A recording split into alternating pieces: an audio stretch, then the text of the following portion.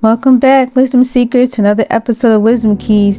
Here we have a journey where we explore essential points and timeless truths from the book of Proverbs that's applicable today. You can find a link of the full playlist of the readings in the description box. Today we're delving into chapter 29 for more invaluable insights, more warnings and instructions from the importance of wisdom and righteousness to honoring the poor. So alright, let's get ready for some thought-provoking verses that will challenge you and inspire you. And without further delay, drum roll please. There is none. I just wanted to say that. Alright, first we're going to start with verse 3, the power of choices. Have you ever heard the saying, you are what you eat? Well, Proverbs 29 verse 3 takes it to a step further. It says, whoso loveth wisdom rejoiceth his father, but he that keepeth his company with harlots spendeth his substance. This verse reminds us that our choices have consequences, not just for ourselves, but those around us. Choosing wisdom brings joy and stability, while foolish pursuits can lead to wasted resources and disappointment. Then we think about standing up for the vulnerable. In verse 7, you can think about imagining walking down the street and seeing someone in need. Throws down a challenge. The righteous considers the cause of the poor, but he that is wicked regardeth not to know it.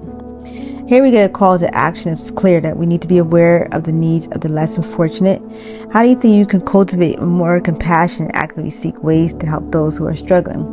It's not about throwing your money. There's a part that said, you don't want to throw it, pearl among swine and just keep giving to others that are begging, but those that are genuinely poor or the working poor are something to think about, to be able to give and to help and to assist. And then picking out your own battles. Verse 9, we all been there. You're stuck in a frustrating argument with someone who just doesn't get it. Proverbs 29 verse 9 offers some sage advice. If a wise man contendeth with a foolish man, whether he rage or laugh, there is no rest. Arguing with someone who's not interested in reason can be exhausting. It's basically a waste of time. How do you think we can learn to choose our battles wisely and walk away from unnecessary conflict? Then you think about before you speak. In verse 11, it reads, a fool utters all his mind, but a wise man keepeth it until afterwards. The verse emphasizes the importance of discretion and thoughtfulness in communication, and encourages us to think before we speak and consider the consequences of our words. Over and over, I think it's about the third time we've been going through the book of Proverbs, and this is just really points out the fact of just taking your time. If you have to count to 3 before you respond, and you could decide whether this conversation is important, and you can walk away. Then think about verse 15. Discipline yourself as a tool for growth. Discipline can sometimes get a bad rap, but here in verse 15, it offers a different perspective. The rod and reproof give wisdom, but a child left to himself bringeth his mother to shame. Discipline here is when you deliver with love and respect. We're not talking about abuse. This can be more valuable tool for teaching wisdom and helping young people grow into responsible adults. And in verse 18, it gives you an idea about living with purpose. Have you ever felt like you're just going through the motions in life? Well, this verse 18 offers a wake-up call. Where there is no vision, the people perish, but he that keepeth the law, happy is he. And if you check out my things that make you go, I was talking about this before because vision just kept popping up and I wanted to kind of go in a little bit further. But this message is clear. Living with a purpose and clear goals gives our life direction and meaning. And then, how can you identify what truly matters to us, yourself or others, and chart a course for a fulfilling future? Then we talk about power of humility in verse 23.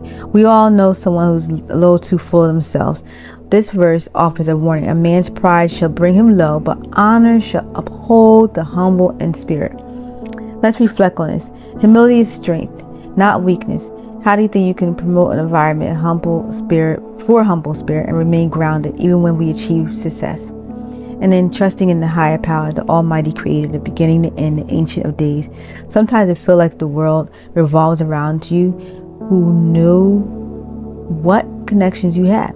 But Proverbs 29 verse 26 reminds us, many seek the ruler's favor, but every man's judgment cometh from the Lord. Ultimately, our fate is not in the hands of the earthly authorities. How do you think you can create an environment for a deeper connection to your faith, finding comfort in knowing that God has our back, the heavens have our back, and those that work together to bring the purpose and assignment to pass? And then we stand up for what's right. In verse 27, We all seen someone who seems to get away with wrongdoing, but this verse offers a powerful reminder. An unjust man is an abomination to the just, and he that is upright in the way is abomination to the wicked. The world isn't always fair, but this verse reminds us that those who live righteously will never truly be comfortable with injustice. How can we find the courage to speak up for what's right even when it's difficult? All right, that was a lot. A world of wisdom from Proverbs 29. Remember, these ancient proverbs are like guideposts in our life's journey. Let's take a moment to reflect on which verses resonated most with us today for you, myself, and others. Which ones will you carry with you this week? Remember to hit the like button, leave a comment below, letting the channel know your biggest takeaway from today's episode. And don't forget to subscribe for more daily doses of wisdom keys from the book of Proverbs. Until next time, keep seeking knowledge. May the Holy Spirit guide you in perfect peace and love.